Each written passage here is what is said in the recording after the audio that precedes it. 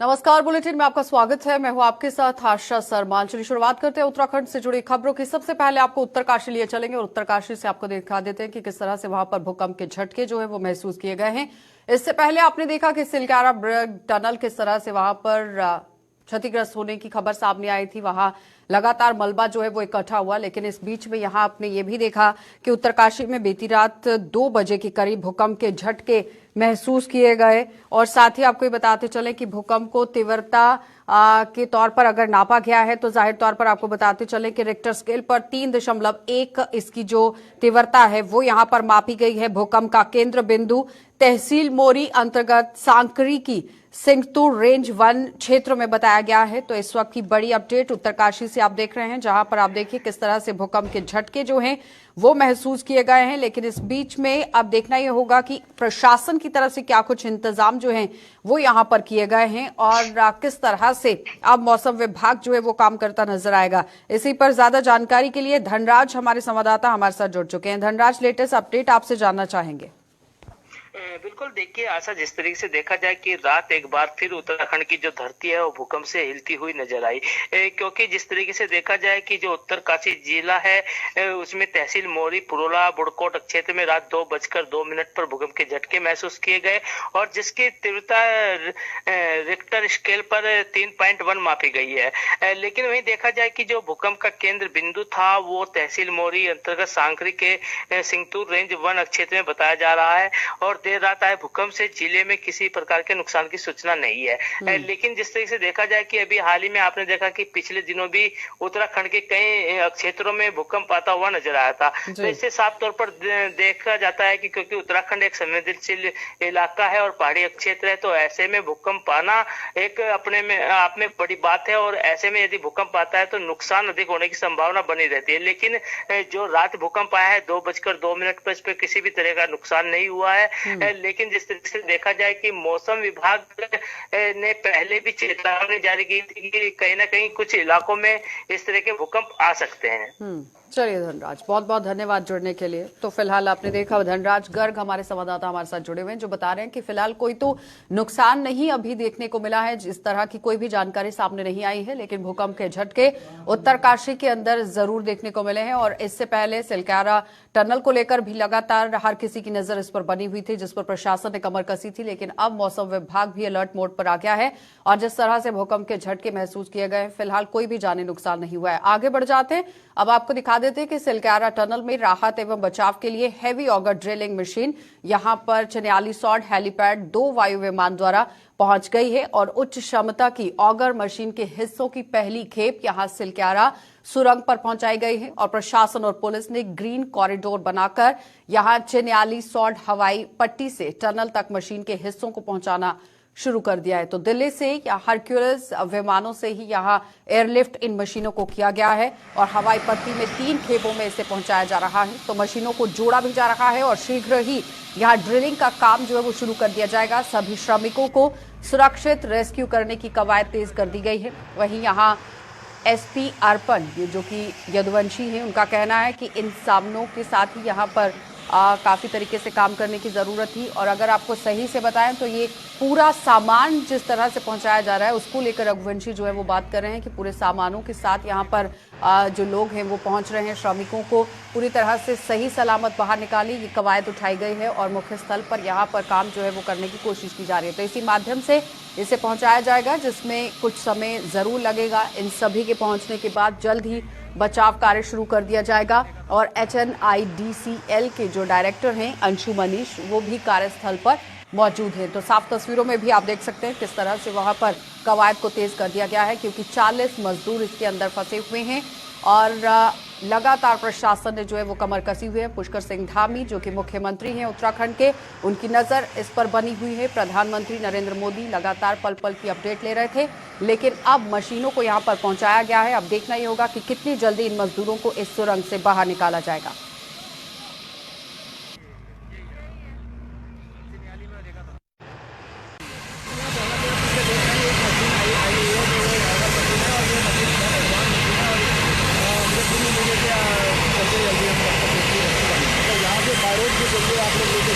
By road जरिए लेके जाएंगे, जीरो जोन करके ग्रीन कॉरिडोर बनाएंगे।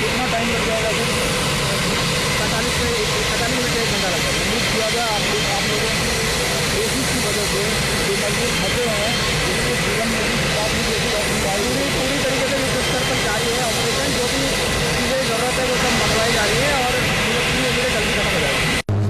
ऑलरेडी हमारा काम चल चुका है।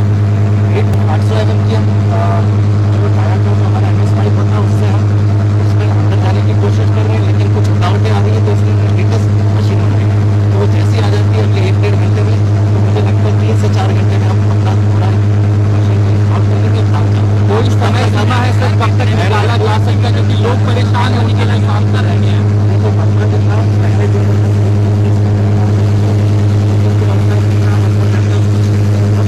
वापस नहीं आना लगभग कितना निकला अभी उसमें हम नहीं जा रहे हैं। हमको ब्रेक थ्रू करना है MS-16 पाइप, हम उसकी कोशिश कर रहे हैं। अभी 2 से 3 मीटर हम अंदर जा चुके हैं, लेकिन जैसे ये मशीन आएगी इसका रेट ऑफ जो पेनिट्रेशन है वो ज़्यादा है, तो कम से कम 5 से 4 मीटर 1 घंटे में करेंगे। तो मेरे ख्याल से अगर हमें 50 मीटर जाना है तो 10 से 12 घंटे हम चाहेंगे कि हो जाए, लेकिन मिसेस टेंटेटिव, क्योंकि हमें नहीं पता कि अंदर हमारी कौन सी मशीन फंसी हुई है, कौन से रॉड्स आए हैं, तो वो सब नेगोशिएट करते हुए हम लोग कोशिश करेंगे जल्द से जल्द। स्थिति कैसी है सर जो अंदर है? हमसे लगातार उनसे बात हो रही है, जैसे कल भाई आपको मैंने ब्रीफ किया था, 2 पाइप में एक से फ्लूइड भेजा जा रहा है और एक से ऑक्सीजन लगातार पंप की जा रही है, और उसी से बीच में हम लोग ने टाइमिंग दिया हुआ है, भेज आ जाता है और हम बात भी करते रहते हैं। हम ना कि उनके गाँव वालों से बात करा रहे हैं, हम खुद अधिकारी, जैसे मैं झारखंड का हूँ तो झारखंडी जो है हम उनसे बात कर रहे हैं, कोई उड़ीसा के हैं, कोई यहाँ के हैं, तो हम उनसे लगातार कॉन्टेक्ट। कई मजदूर आपकी मदद करना चाहते हो, कहते हैं हम मशीन चला सकते हैं, आप उनकी मदद नहीं। वो सारे देखिए, इसीलिए हम सबको नहीं इन्वॉल्व कर सकते क्योंकि अंदर बड़ी लिमिटेड जगह है, वहाँ पे भीड़ भाड़ होती है। कल ऐसा हुआ था कि जब हम काम कर रहे थे अचानक से एक तरह से सारा मलबा गिरने लगा, एक दो को इंजरी भी हो सकती थी। तो इसीलिए हम चाहते हैं कि मिनिमम जो काम कर रहे वही रहे, क्योंकि सारे चाहेंगे, आप भी चाहेंगे कि मदद करें, हम चाहते हैं सब करें, लेकिन लिमिटेड जगह है तो लिमिटेड लोग। बैकअप ऑलरेडी तैयार था। नहीं देखिए, जो भी था हमारे पास यहाँ पर था, स्टेट गवर्नमेंट हमें मदद कर रही है, उनकी हमने मदद लेके ये किया, लेकिन दूसरी मशीन जो स्टेट ऑफ आर्ट है वो यहाँ पर नहीं थी। और वो बहुत हेवी दे सकते हैं सर, 25 टन की मशीन है जिसे एयरलिफ्ट कराया जाना। सर इनकेस अगर ये प्लान फेल होता है, इनकेस उसके बाद भी हमारा क्या बिल्कुल, उसके बाद तीसरा प्लान हमारा ऑलरेडी कार्यान्वित है, उसके बाद चौथा प्लान, हम सारे मेजर्स लिए जा रहे हैं। कोई समय सीमा दे सकते हैं सर? समय सीमा देखिए बताना बड़ा मुश्किल है, लेकिन जल्द से जल्द हम कोशिश करेंगे जितना जल्दी हो सके। आप समझ सकते हैं परिवारों पर बिल्कुल। देखिए, हम खुद उनके परिवार के हैं, हम खुद उस प्रांत से हैं, हमें समझ में आता है। आपको ये लग रहा होगा हम कोशिश नहीं कर रहे। जितने मेरे भाई हैं, कोई अगर आप पूछिए 2 से 3 घंटा आराम कर नहीं पा रहा है। सबकी मेंटल स्थिति जितनी वहाँ पर खराब है, वहाँ इतनी नहीं है, सब स्ट्रेस में, सब चाहते हैं जितने जल्दी हमारे भाई बंधु बाहर आ जाए। हम यहाँ पर प्रोटेस्ट कर रहे हैं, उनको आप क्या कहना चाहेंगे? मैं ऑलरेडी उनसे बात की है और हमने बोला है कि हम जो भी काम करें बिना उनकी मदद के नहीं कर सकते। वही मजदूर है जो हमारे साथ काम कर रहे हैं। तो एक बात हमने उनसे की, बार बार हमको गुजारिश कर रहे हैं और मेरे ख्याल से वो आगे हमारी मदद करने को तैयार है। सर आपका नाम है? आपका भी मदद है उनसे भी, आप एक्चुअली हमसे आपका नाम है? मेरा नाम अंशु मनीष कपूर है, मैं डायरेक्टर और CFO NHI। Thank you.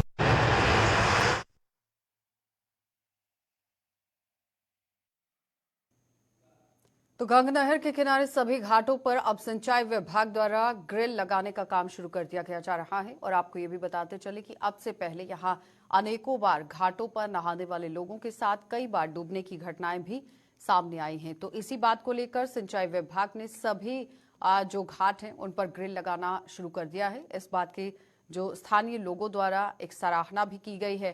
तो अनेकों बार गंगा नहर में डूबने वाले लोगों को बचाने वाले जो मोनू जलवीर हैं, उन्होंने बताया कि यहाँ पर कई तरह की घटनाएं पेश आती हैं और ग्रिल अगर लग जाती है तो लोगों को काफी राहत मिलेगी और डूबने से होने वाली जो मौतें हैं उनमें कमी आएगी।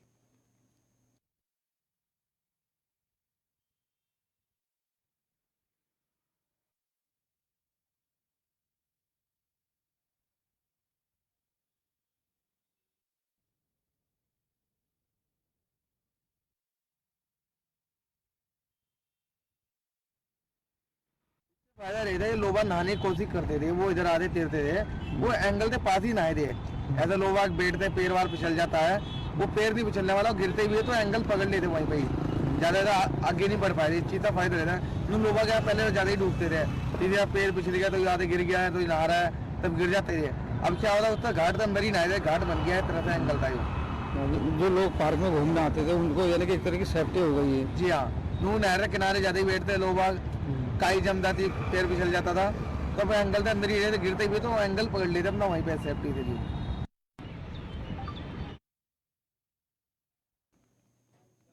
तो सिविल लाइन कोतवाली क्षेत्र में दो पक्षों में जमकर मारपीट का वीडियो सोशल मीडिया पर वायरल हो रहा है। बताया जा रहा है कि गाड़ी की साइड लगने से दोनों पक्षों में विवाद हो गया और मारपीट शुरू हो गई। तो पीड़ित पक्ष का आरोप है कि आरोपियों ने गाड़ी की तोड़फोड़ भी की है।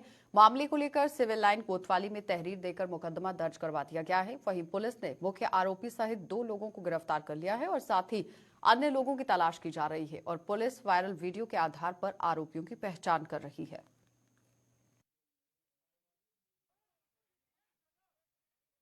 मैं भाई साहब, बच्चे जो है गाड़ी में थे, हमारे तीन जने जो है हमारे गाड़ी में थे बच्चे, मेरा भतीजा, मेरा भांजा और एक मेरा जो है बेटा, और ये प्रकाश होटल के पास खड़े हुए थे। 3 जने एक मोटरसाइकिल पे थे और एक और मोटरसाइकिल थी। उन्होंने रॉन्ग साइड पे शायद आके टक्कर मारी गाड़ी में, और टक्कर मारने के बाद फिर बच्चे जो है गाड़ी से बाहर निकले तो उनके ऊपर वहां पे पहले तो बेल्ट से मारा, माथे पे बेल्ट भी लगी हुई उसके, और मेरे बेटे के भी जो है यहाँ पे जो है पेट के पास जो है घाव है बने हुए बेल्ट के। फिर इसके बाद बच्चे वहां से भागने की कोशिश करी उन्होंने कि भाई यहाँ से भागो, झगड़ा हो रहा।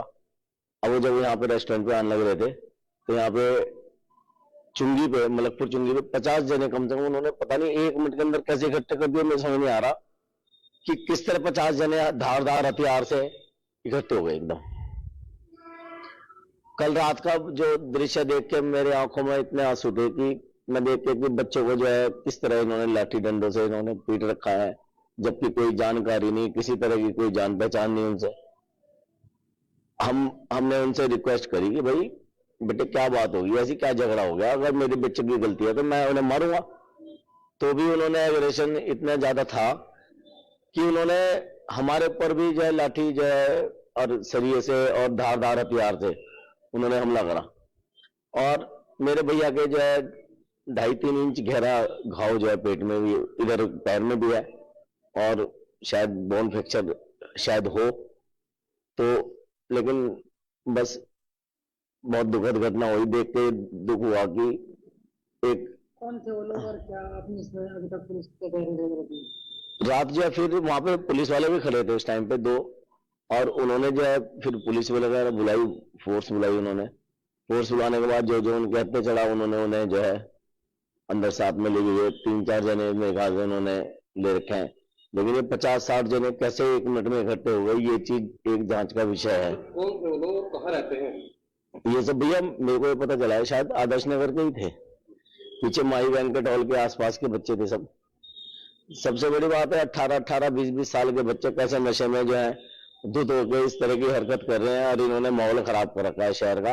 और ये कोई मेरे साथ पहली बार नहीं हो रहा, ये औरों के साथ भी कई बार इस तरह की घटनाएं सुनने में आ रही हैं, कई बार हुआ है ये। हाँ, मैंने पुलिस में तहरीर दे दी है इसकी, और मेडिकल भी मैंने इसमें जो भैया का जो लगा दिया है, और मेरे बेटे की भी चोट है, लेकिन बस अब क्या बताऊं। नहीं, कोई मेरे जब कोई परिचय ही नहीं कोई किसी से, मैं किसी को जानता नहीं, मेरा जो अंदर बंद है उसी को मैं जानता नहीं। मैं तो सिर्फ यही कह रहा था कि भाई मेरे बच्चों को, भाई तुम इतना एग्रेसिव क्यों हो रहे हो, तुम इतना जो है कुछ मुझे बताओ तो मैं तुम्हारा। नाम बोले हैं आपने जैसे तहरीर दी है, उनका नाम क्या कहते हैं उनका, एक राहुल राणा के नाम से है, और एक शुभम के नाम से है, और एक दो और हैं। ये एक नवीन अग्रवाल हैं, आदर्श नगर के रहने वाले। इनके बेटे के साथ में कुछ लड़कों का रोड रेसिंग को लेके कोई झगड़ा हुआ था रोड की टाकीज पे। उसके बाद वो झगड़ा वहां पर निपट गया था। उसके बाद दूसरे पक्ष में जब ये घर जा रहा था रात को आदर्श नगर, तो आदर्श नगर में जो मलकपुर चुंगी तिराहा पड़ता है, उसमें इन्होंने 10-15 लड़कों ने घेर करके जब उनको घेर लिया, तो उस लड़के ने फिर अपने फादर यानी कि जो हमारे कंप्लेनेंट है उनको बुलाया। वो मौके पहुंचे, उन्होंने काफी समझाने की कोशिश करी मारपीट के बीच में कि भाई मारपीट मत करिए, लेकिन उनमें से कुछ लड़कों ने इन पर जो है रॉड से हमला किया, और रॉड से हमला करने के कारण उनकी 5 जगह पर जो है वो गंभीर चोटें आई, जिनका भी एक्सरे कराया जा रहा है। अभी फिलहाल मुख्य आरोपी से 2 लोगों को इसमें गिरफ्तार किया गया है, और बाकी जो इसमें 15-16 और लोग हैं जो सिटी फुटेज में हमें दिखाई दे रहे हैं। इन लोगों की हम शीघ्र इनके खिलाफ कार्रवाई करेंगे। फिलहाल धारा 307 और अन्य धाराओं में मुकदमा लिखा गया। विश्व प्रसिद्ध 11वें ज्योतिर्लिंग भगवान श्री केदारनाथ धाम के कपाट बीते दिन बंद हो गए हैं और कल सुबह 8:15 पर विधि विधान पूजा अर्चना के बाद ही मंदिर के कपाट यहां शीतकाल के लिए बंद हो गए हैं। तो इस दौरान भक्तों के जयकारों से केदार पूरी तरह से गूंज उठा है और केदारनाथ के जिस तरह से कपाट बंद हुए हैं, उत्साह काफी तरीके से भक्तों के अंदर था। वहीं यहां ब्रह्म मुहूर्त जो कि 4 बजे से भगवान का रुद्राभिषेक आरती के बाद अन्न एवं भस्म लेप से बाबा के आदि स्वरूप को भी समाधि सहित सभी प्रक्रिया पूरी कर ली गई और इस अवसर पर मुख्य अतिथि BKTC यानी अतिथि जो पहुंचे थे वो BKTC हैं, जो कि अध्यक्ष अजेंद्र अजय, मुख्य पुजारी शिवलिंग, वेदपाठ, तीर्थ पुरोहितों और जिला प्रशासन, पुलिस, मंदिर समिति के अधिकारी, कर्मचारियों सहित हजारों श्रद्धालुओं की मौजूदगी में कपाट शीतकाल के लिए बंद हो गए हैं। श्री केदारनाथ भगवान की चल विग्रह डोली यहां पर धाम से ही आर्मी की जो 6 ग्रेनेडियर बटालियन है और उनके साथ ही बैंड की मधुर धुनों के साथ इस पूरी टोली को यहां से ले जाया जाएगा।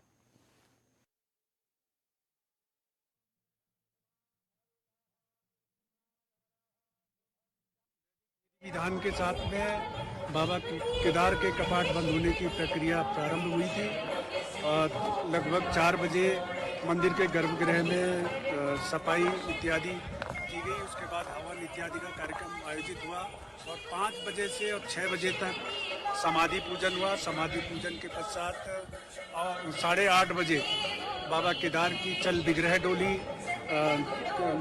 मंदिर से बाहर निकली है और आज बाबा केदार के धाम से चल विग्रह डोली प्रस्थान करेगी। आप जानते हैं कि इस वर्ष 27 अप्रैल को बाबा केदार के कपाट श्रद्धालुओं के लिए खोल दिए गए थे और इस वर्ष एक नया कीर्तिमान स्थापित हुआ है श्रद्धालुओं की संख्या का। अब तक 20 लाख से अधिक श्रद्धालु तीर्थयात्री बाबा केदार के धाम में पहुंचे हैं। निश्चित रूप से ये एक अभूतपूर्व और ऐतिहासिक रिकॉर्ड कायम हुआ है और आज जब बाबा केदार के कपाट बंद हो रहे थे, इस अवसर पर भी आप देख सकते हैं कि देश विदेश से बड़ी संख्या में श्रद्धालु तीर्थयात्री यहाँ पर उपस्थित है और उनमें एक इतने ठंड के बावजूद एक उत्साह का वातावरण पूरे केदारपुरी में बना हुआ। विकासनगर में डायनेसिस परिवहन विभाग के द्वारा चेकिंग अभियान चलाया गया, जिसमें 2 पहिया वाहन के विरुद्ध यहां जो हेलमेट की बिना ड्राइविंग करते हुए देखा गया है, उसका लाइसेंस बिना सीट बेल्ट लगाए हुए 4 पहिया वाहन और बाइक टू बाइक यहां पर चेकिंग हुई है। और साथ ही आपको ये बताते चले कि यहाँ 2 व्हीलर पर भी कार्रवाई की गई। 3 सवारी पाए जाने पर उनका भी चालान काटा गया, जिसमें कि 50% जो वाहन हैं उन पर कार्रवाई की गई है। चलिए जान लेते हैं कि क्या कुछ कहना है परिवहन विभाग के अधिकारी महावीर सिंह नेगी का। हमने जैसे हेलमेट है, सीट बेल्ट है, without fitness, DL, without DL और अन्य भी जो अभियोग हैं, इसमें जो जिनमें अभियोगों का उल्लंघन हुआ है उसमें हमने कार्रवाई की। कितने वाहनों पे करी आपने? आज लगभग हमने अभी तक लगभग 50 वाहन चेक किए।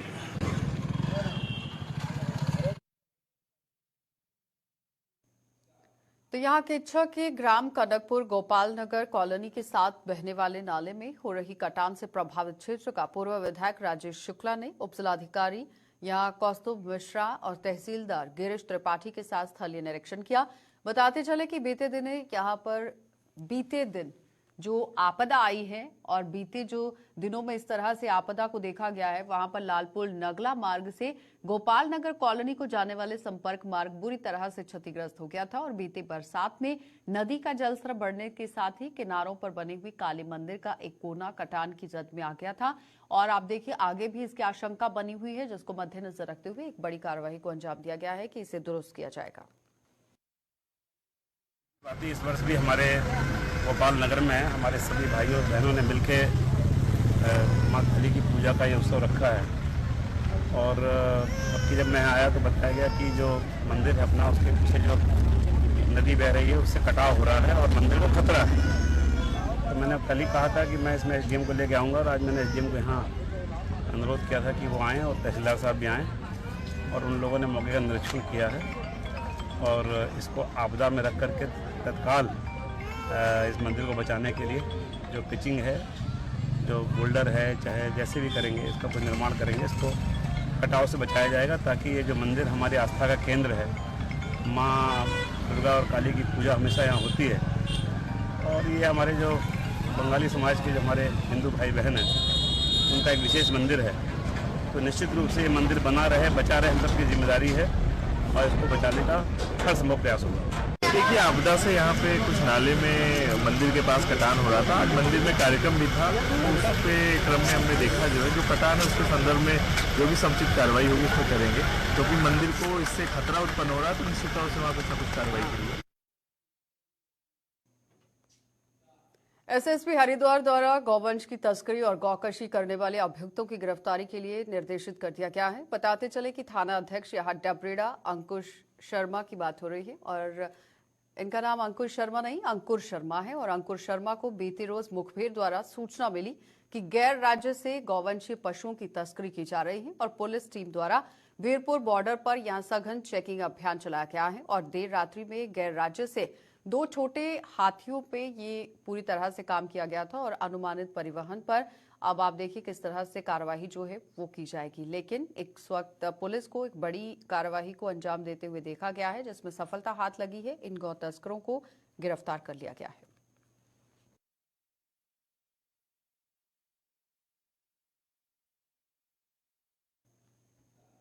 उसके साथ ही आपको बताते चले कि लगातार आप देखिए देहरादून के अंदर भी किस तरह से अब काम चल रहा है। गौ पूजा पर्व पर भारतीय जनता पार्टी किसान मोर्चा के अध्यक्ष की ओर से यहां गौ पूजन कार्यक्रम का आयोजन किया गया। इस दौरान पूरे विधि विधान के साथ गौ की पूजा की गई, और वहीं गौ माता को आप देखिए किस तरह से पूजा गया, और पूजा के बाद भंडारे का भी आयोजन किया गया।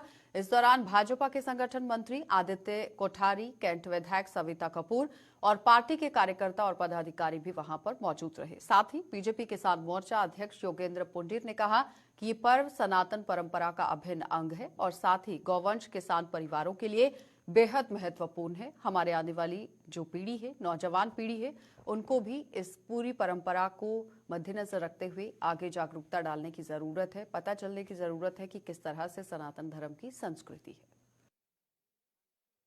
प्रथम तो मैं आप सबको आज गोवर्धन पर्व के पावन पर्व की हार्दिक बधाई शुभकामनाएं देता हूं, और अपने जो संस्कृति है, जो अपने संस्कार हैं, जो हमारे तीज त्योहार है, जो दीपोत्सव पे 5 पर्व होते हैं हमारे, धनतेरस, रूप चौदस, दीपावली, गोवर्धन और भैया दूज। आज हम गौ पर्व सब लोग मना रहे हैं। भारतीय जनता पार्टी किसान मोर्चा के बैनर तले आज अपने कमलेश्वर महादेव मंदिर में कार्यक्रम होता था। आज कांवली गांव में अपने निवास पे कार्यक्रम करने का आयोजन का सौभाग्य हमें मिला।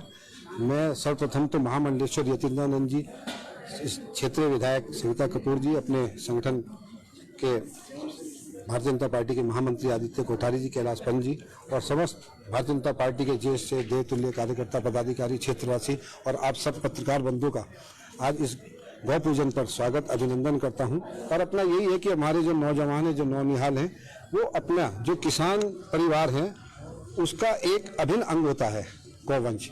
तो हम उनकी पूजा करें, जैसे हमारा जीवन है ऐसा ही उनका जीवन है, और हमारी जो नई पीढ़ी है, जो आने वाले समय में अपने क्षेत्र के, प्रदेश के, देश के कर्णधार हैं, उन तक ये संस्कृति और संस्कार जाए।